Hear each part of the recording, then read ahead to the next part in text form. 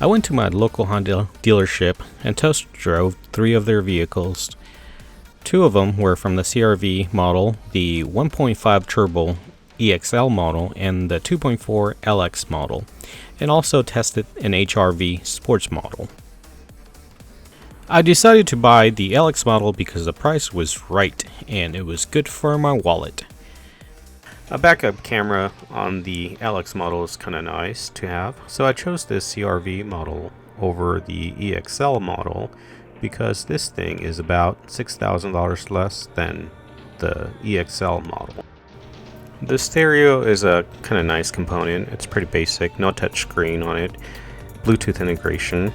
Eventually I'll get the windows tinted, but right now saving me a few bucks is kind of nice. But I'll do ceramic tinting on them, and then steering wheel wrap. This thing does not come with a navigation system, which is alright because I usually have my phone on me and I can do map navigation over the phone, or my smartphone per se. Another reason I got the LX version was due to the fact that it has the older 2.4 liter engine versus the 1.5 turbo engine. The older engine does not seem to have a lot of road noise when I hit on the accelerator, versus the 1.5 turbo makes a loud sound when I'm about to, rev it up. The other reason is due to the fact that I'm getting a car for around $26,000 versus a $32,000 car. That was the top model I wanted to go for because it had the leather seats. And of course, there's some people that like the leather seats. I don't like it. It gets a little bit too warm for myself. It has also seat warmers, and I don't like my ass to be warm. That's the primary reason. I'd love if it had a cooling option instead of a heating option. That's just my preference. The LX model seems to have plenty of power during acceleration, as well as the 1.5 EX model. But I like the older engine because it's been proven throughout its life, or we haven't had that issue, such as the 2018 had the water in the engine or something like that. It was a small percentage, but it happened. So this engine has been running with Honda for quite some time. So that's another reason that I chose this other version. And I went with the 2019 model because it also has the LED headlights. That was something that I was looking into as well. I don't really know why, but I think it's because it's high. It has a high visibility, that I think, and it looks cool. It has the cool factor. That's the other reason why.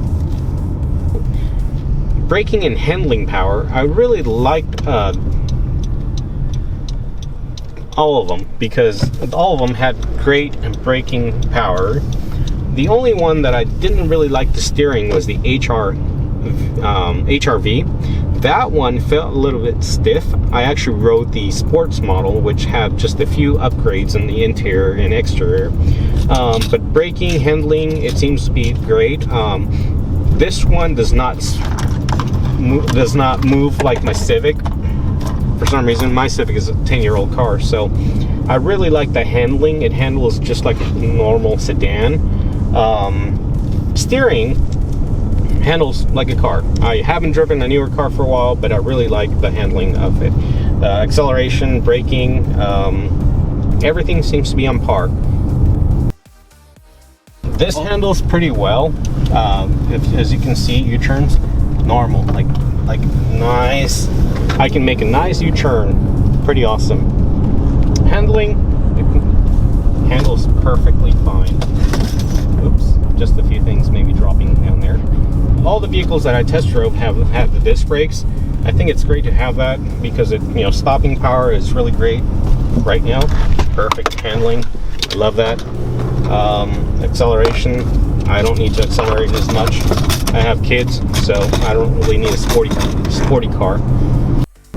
If I use eco mode and step on the car, the acceleration is pretty slow.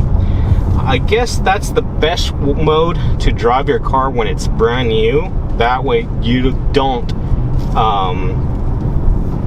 overwork your new engine. They recommend that you kind of work it slowly, don't rev it up. So I think that's the best mode to go. But it saves you gas. Right now, I have a full tank of gas. I've only driven 16 miles total.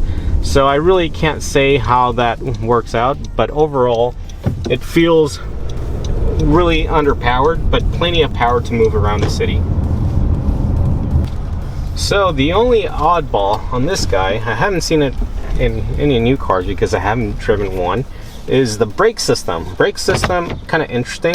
Press and hold, and the first time it works sometimes you have to do it twice. That's the only other thing that I kind of find interesting in this car.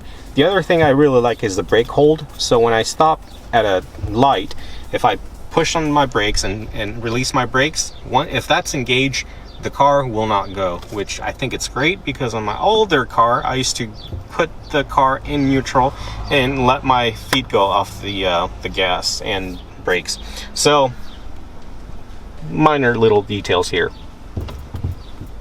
So $26,000, have a 5-seater, plenty of space, nice, a few amenities, not the greatest, no leather, pretty basic. I think it's a great deal to have, especially the way it handles and the reliability that you get from a brand new car versus a used car.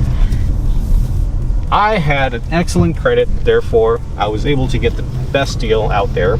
I went with Honda Financial, which they only did a 1.9% APR, which is great, one of the best APRs out there, for 60 months. I didn't get it for 40 months. I would have gotten a lower APR, but just in case, I got the longer term. Here's a breakdown of the cost of the 2019 Honda CRV-LX. 2.9 APR, $1,878, that's the amount that's going to cost me in financing. The amount that they're financing, because I'm putting in $2,400 in down payment, so total payments will be $26,354. That's total amount of payments that I'm going to be sending out. A car is going to cost me $20,754 total cost. That's including my down payment, the interest, and everything. Total is $28,000. So going down on, the cost of the MSRP, $24,295. That's the price I got the car for. There's no other destination fees included in here. That's because it's all in here. $85 document processing fee. $2,133 in state tax and local taxes. We are paying a little bit over 8%. It's almost 9% or 9% at this time. Electronic registration, DMV fees. We're total cash price $26,543.